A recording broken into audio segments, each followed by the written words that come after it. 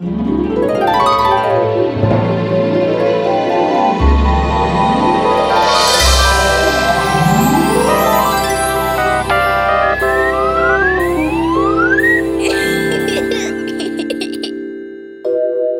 мектеп.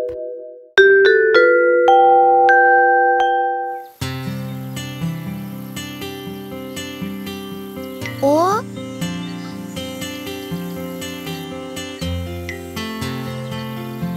Алан аға, мына тасқа қараңызшы, қарғаға ұқсайды екен. Шынымен де ұқсайды екен. Дана, сен Әбілхан Қастеев деген кісінің кім екенін білесің бе? Әрине, Әбілхан Қастеев, қазақ суретшісі.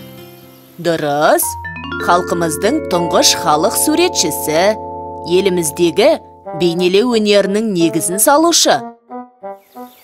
Түсінікті, ол кісі жайында неге сұрадыңыз? Әбілхан атамыз бала кезінде қой бағып жүріп, өзен жағасынан неше түрлі қыштастар тауып алып, солардың бірін бұйра қара тоқтыға, бірін түйеге ұқсатады екен. Содан кейін тастан сол мүсіндерді ойып жасайды екен. Бір күні өзі қойын бағып жүрген байдың бейнесін тасқа ойып салыпты. Содан не болыпты?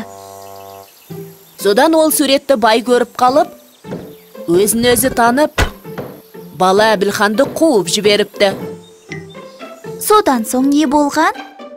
Әбілханның анасы Қалипа деген кісі ойы ойып, сырмақ сыратын, текемет басатын шебер кісі болған.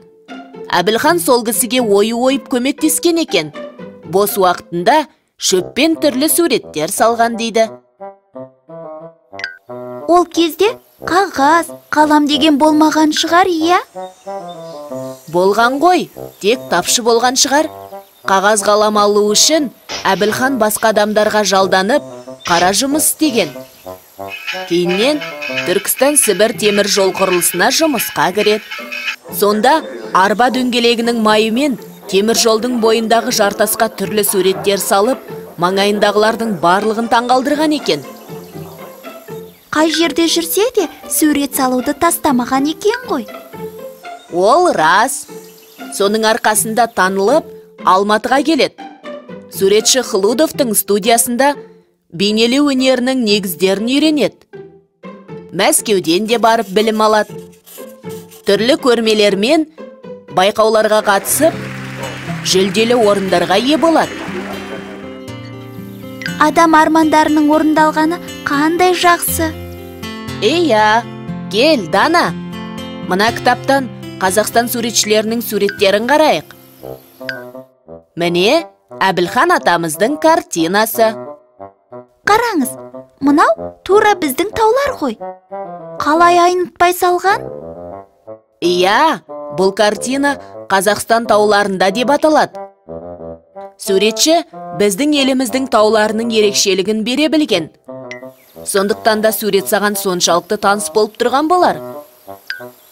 Шынымен де, мен мына тауларды біздің ауылдағы таулар екен деп қалдым. Ал мына картина қалай аталады? Бұл Әбілхан атамыз салған Түрксіб деп аталатын картинасы. Адамдардың барлығы тамашалап қалыпты ғой. Иә, бұл қазақ даласына алғаш келген отарба, яғни паровоз. Сондықтан да барлығы таңғалып қарап тұр. Бұл картинаны Түрксіб темір жолында жұмыс істеп жүрген кезінде салған шығар. Жоқ, бұл суретті Түрксіб жолы салынып болып, көп жылдар өткеннен кейін 1969 жыл салған екен. Мына картинаға қараңызшы, бір суретке осынша кең, байтақ даланы қалай сыйдырған? Иә, байтақ даланы бір суретте бейнелей алатын Әбілхан атамыздың шеберлігіне шетелдік суретшілер де қатты таңғалған. Қараңызшы, қандай әсем табиғат бейнеленген? Бұл суретшінің туған жері. Мынау ағып жатқан Шежін өзені. осы өзеннің бойындағы Шежін ауылында Әбілхан атамыз дүниеге келген. Шежін ауылы қай жерде? Шежін ауылы Алматы облысы Панфилов ауданында. Мынадай сұлу табиғаттың аясында өсіп, суретші болмау мүмкін емес шығар. Иә, Картиналар қандай көп. мына кітапта Әбілхан атамыздың салған суреттерінің аз ғана бөлігі берілген. Аз бөлігінің өзі осы болса, көп еңбек еткен шығар. Әбілхан Қастеевтің 2000-нан астам шығармалары бар. Қандай көп.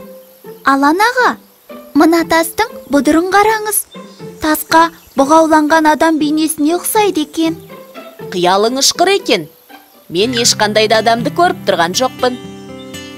Қазір мен оны үйге апарып, Әбілхан атамыз сияқты қашап көрсетемін. Мүмкін суретші болып кетермін. Дұрыс, талпын. Мына жерде Әбілхан атамыздың суретші боламын деген балаларға айтқан ақылы жазылыпты. Оқып беріңізші. Сала бастаған суретті шала қалдырмай, жақсы болсын, жаман болсын, аяқтап шығу керек. Сендер мектепте сурет сабағын оқисыңдар, ал ол бір нәрсені сызудан басталады. Сол сызуды бірақ сызып қоймай, қайта-қайта сызу керек. Заттың кескініне оқтын қарау адамның көзін жаттықтырса, ол заттың көрінісін бірнеше рет сызу адамның қолын жаттықтырады. Яғни, суретші болу үшін жалықпай жаттығу керек екен ғой. Мен тап солай істеймін.